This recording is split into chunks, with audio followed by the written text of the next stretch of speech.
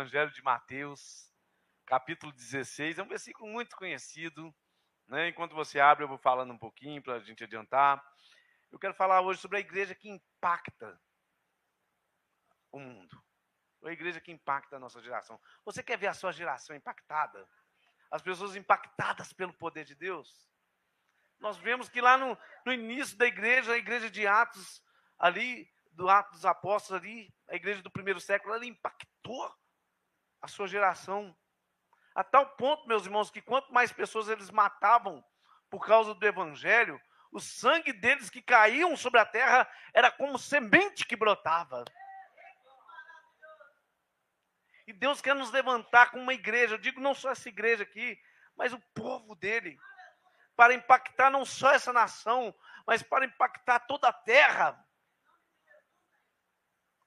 Eu quero falar sobre essa igreja que impacta. Eu quero ser essa igreja. Eu quero fazer parte desse povo. Eu quero marcar minha geração pelo poder de Deus, e não só minhas gerações, mas se tiver as outras gerações que virão, pelos testemunhos daqueles que impactaram pelo poder de Deus. Às vezes eu estudo história do avivamento, e às vezes eu sou impactado por vidas de homens que viveram 200 a 300 anos atrás. Talvez pela vida de John Wesley, pela vida de Jonathan Eduardo, pela vida de tantos homens de Deus que impactaram a sua geração. E Deus quer nos levantar para impactar essa geração. Não só esse bairro, esse lugar, mas que você possa deixar brilhar a luz que há em você. Minha pequena luz, você lembra dessa canção? Minha pequena luz, vou deixar brilhar. E que essa luz ela possa brilhar através de nós. Em nome de Jesus. Amém? Quem achou aí? Mateus capítulo 16. Vou pedir à igreja porque de pé só mais uma vez, em reverência a essa palavra. Mateus capítulo 16, versículo 18. Depois nós vamos abrir em Atos, tá? Que está pertinho também. Está escrito assim: todo mundo achou? 18. Pois também eu te digo que tu és Pedro, e sobre esta pedra edificarei a minha igreja, e as portas do inferno não prevalecerão contra ela. Olha que coisa tremenda, né? Nós vamos ver por que Jesus fala isso para Pedro aqui, né? Pedro, tu és pedra, sobre esta pedra edificarei. Não é sobre essa, mas é sobre esta pedra, né? Atos capítulo 2. Olha o que está escrito lá, muito conhecido também. Meus irmãos, esse texto só de ler nos empolga, né? Tão tremendo que é assim. Atos capítulo 2, versículo 42. Atos capítulo 2, versículo 42. Está escrito assim. Eu vou tirar daqui, eu ia extrair 4 tópicos, mas no final Deus me falou, você esqueceu de um. Né? A oração. Eu falei, então vou ter que falar da oração. Agora não é 4 mais. No meu esboço aqui tem 4, mas na minha mente tem 5 tópicos. Né? Porque eu creio que o Senhor quer falar. Eu preguei sobre as 10 marcas dessa pregação, meus irmãos. São 10 pregações, na verdade, que eu vou resumir em 15 minutos. Né?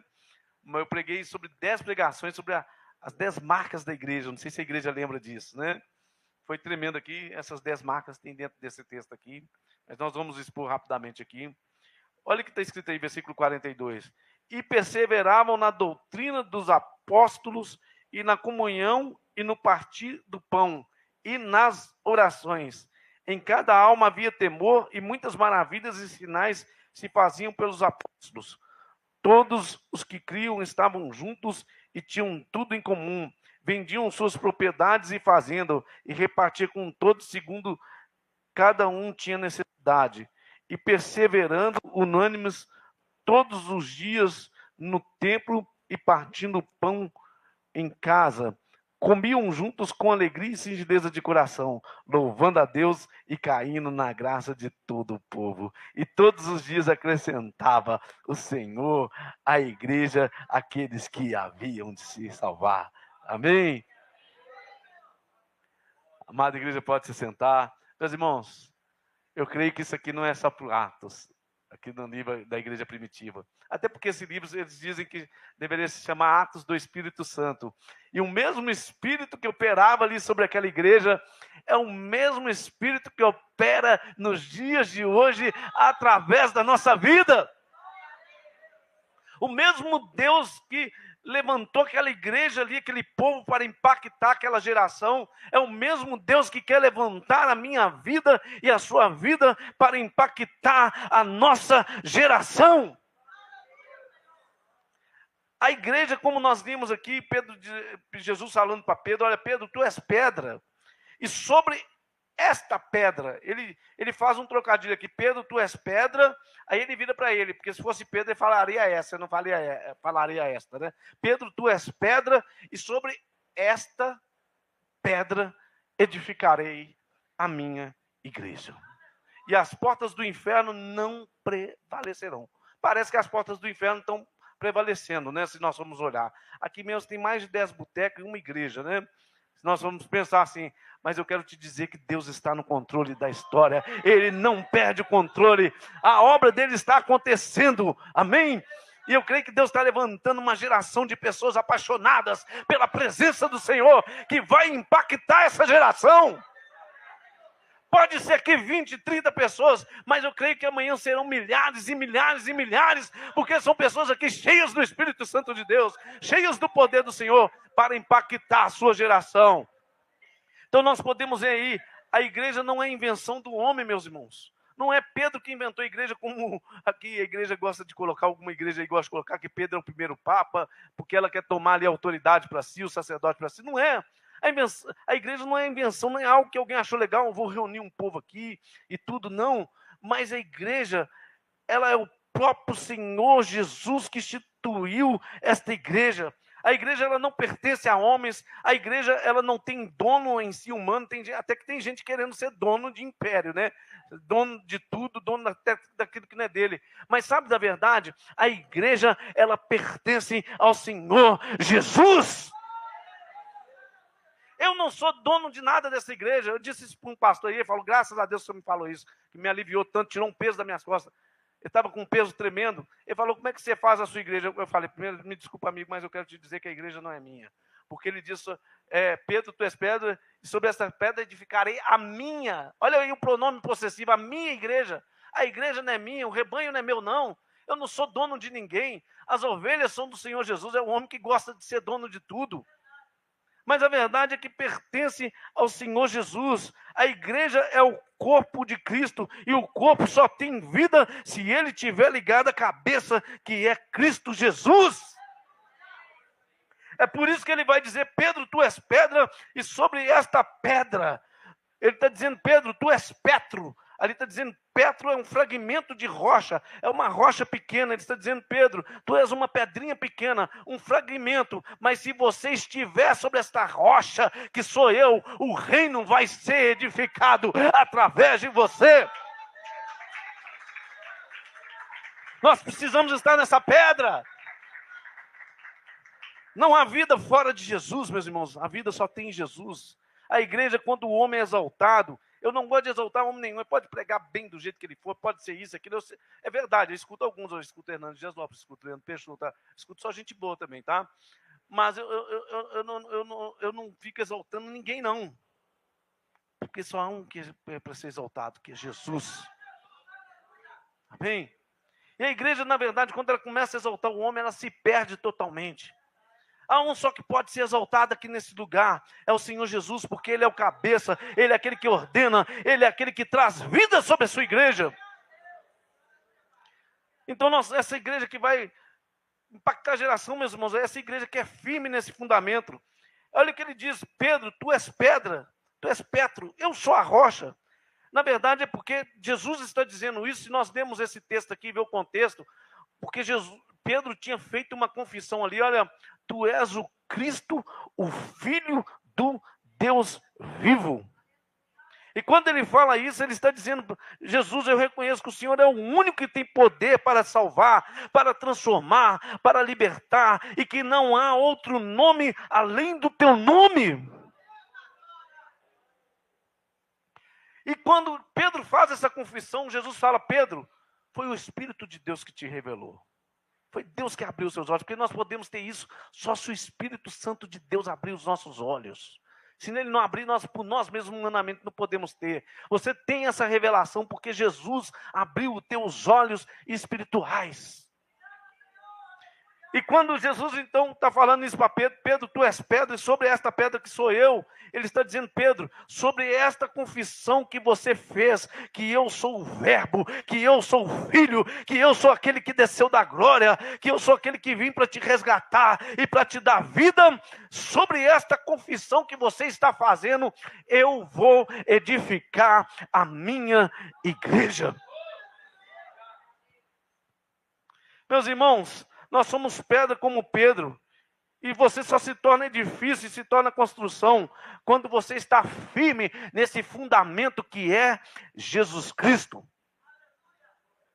Pedra sozinha, tem gente querendo ser igreja sozinho hoje. Você já viu isso? Você já viu uma mão andando sozinha, dizendo rapidamente aqui?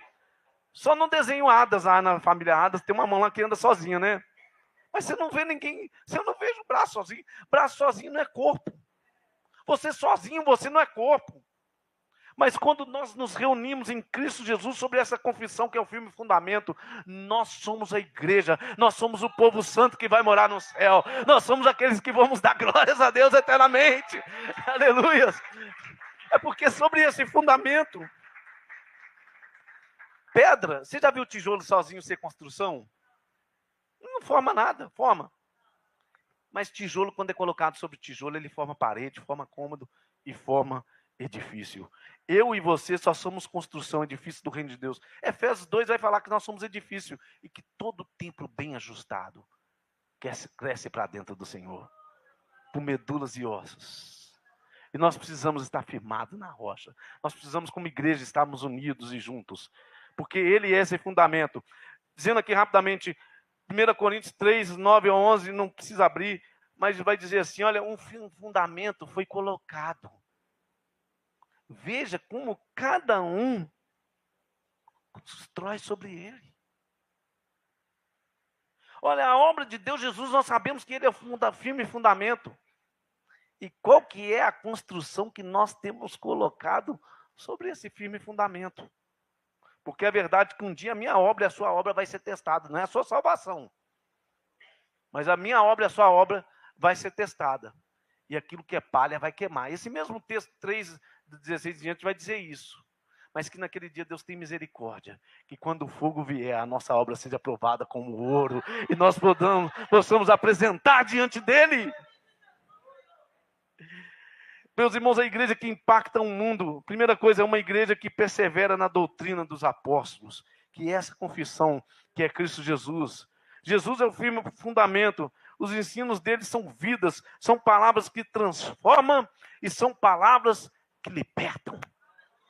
Esse é o firme fundamento. Toda leitura que eu faço da Bíblia, até estava falando isso com o evangelista Claudinei, na verdade eu não defendo tese teológica nenhuma, eu não quero defender nada, eu só prego uma coisa, o simples evangelho. O evangelho que cura, o evangelho que liberta, o evangelho que transforma.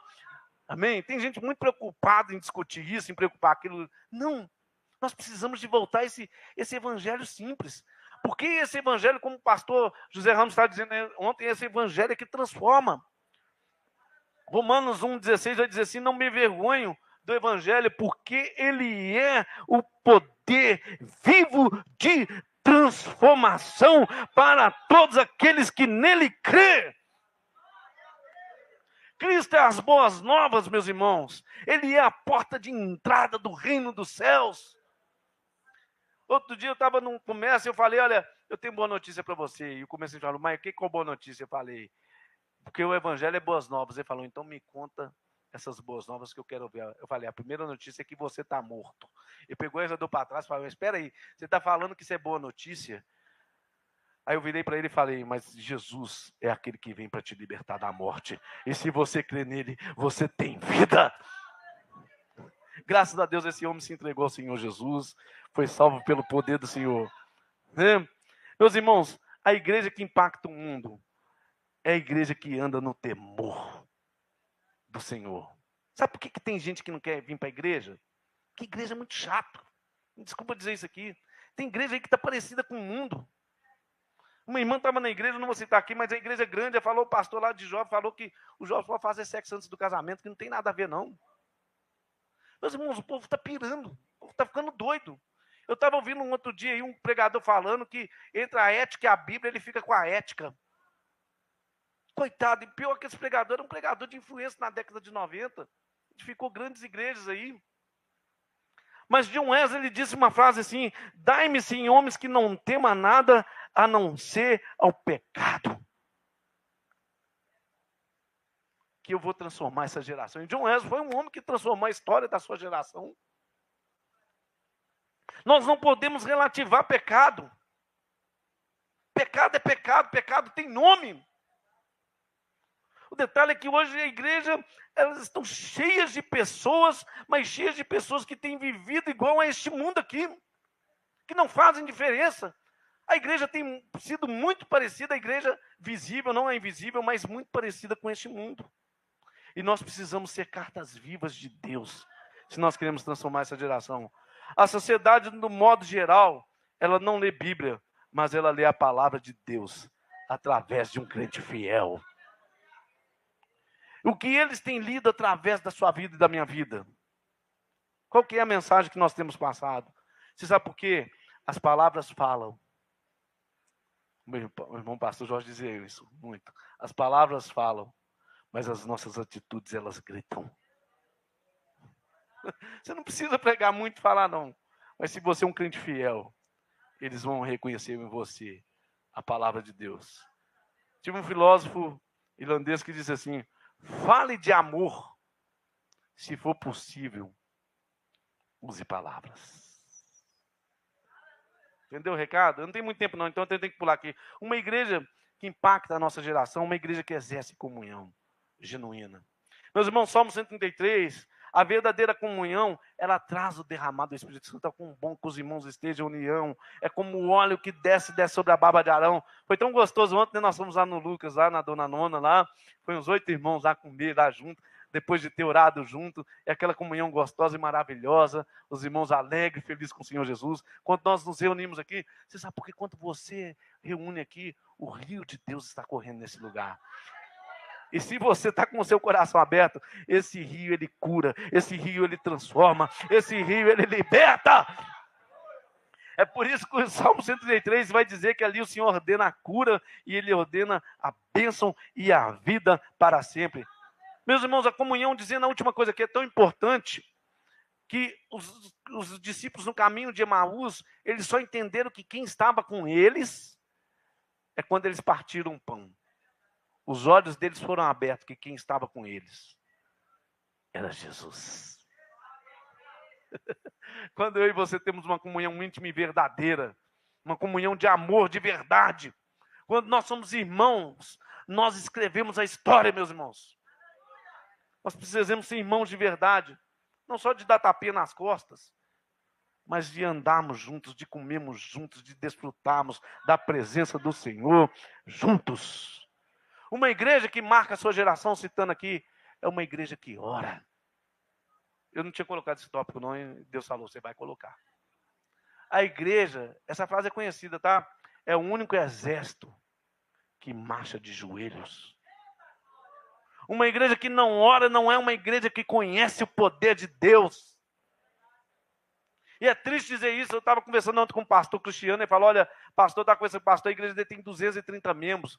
Na reunião de oração vai no máximo 6 pessoas. Essa reunião aqui de sexta-feira, meus irmãos, vem 6 pessoas, mas graças a Deus por isso que tem sido fiel. Você quer mover a geração como? Se o diabo ele ri de você, conta piada sobre você, mas eu tenho certeza que se você é do fogo, se você ora, nós vamos botar o inferno para correr desse lugar. Pode o inimigo pegar as malas dele que ele vai ter que fugir. E uma igreja que ora é uma igreja que experimenta os sinais e prodígios de Deus. Meus irmãos, a igreja precisa de experimentar os sinais do poder. Sabe por quê? Porque isso testifica do poder de Deus. Felizmente, tem igreja que nem crê em sinais, então não vai experimentar mesmo, não. Mas eu sei que aqui tem cura. Eu sei que aqui tem restauração. A irmã Messa está ali, né? Estava com problema no nervo ciático, não é isso? Foi curada pelo poder de Deus. E se você está doente, vem que nós vamos orar, porque Jesus vai curar a sua vida. Uma igreja genuína, uma igreja que experimenta de sinais, de prodígios e maravilhas do Senhor. E nós precisamos sim experimentar. Se não temos experimentado, nós temos que botar nosso rosto no pó. Senhor, faz os teus sinais, prodígios e maravilhas, para que eles vejam que tu és o Senhor, não por nós mesmos. E concluindo, eu quero dizer para você que na igreja havia grande alegria. Essa igreja que tinha essas marcas aqui que eu citei, são 10, na verdade eu citei só 5 aqui rapidamente. O que o texto diz? Havia grande alegria, o povo louvava o Senhor, e o Senhor ia acrescentando aqueles que iam sendo salvos. Não porque simplesmente eram atraídos por algo, porque as pessoas têm sido atraídas por algo na igreja que elas acham bom, sabe? Só que elas vêm por sentimento, sabe da verdade? Elas jamais entendem que elas são um pecador. As pessoas precisam ser atraídas, porque Jesus está nesse lugar. Ele está operando aqui. E elas precisam vir aqui entendendo que elas são pecadores. E que se Jesus não agir na vida delas, ela está condenada ao inferno, ao fogo eterno. Mas a igreja que tem essas marcas, a igreja que experimenta dessa alegria. E eles louvavam a Deus, e Deus ia acrescentando aqueles que iam ser salvos. Amém? Chama já o nosso irmão Claudio para mim aqui. Você quer que Deus acrescente essa igreja? Você é aquele que tem anunciado, pregado? Nós estamos ali com cartaz, você mais um. Você tem anunciado, eu vou trazer mais um para a igreja. Eu moro longe, mas graças a Deus lá na loja sempre tem gente convertendo. A gente tem trago algumas pessoas aqui de vez em quando, né? Mas, olha, Senhor, me dê almas. Meus irmãos, nós precisamos ter sede de ver vida se convertendo. Porque a igreja que não converte ninguém, a igreja que não é acrescentada ninguém, sabe o que acontece? Essa igreja perde a sua alegria. Passa 20 anos, 20 pessoas vindo no mesmo local. Mas Deus quer fazer algo novo, Deus quer trazer rosto novo, Deus quer trazer salvação, Deus quer trazer libertação, Deus quer trazer cura nesse lugar. E eu tenho certeza que Ele vai usar a minha vida e a sua vida.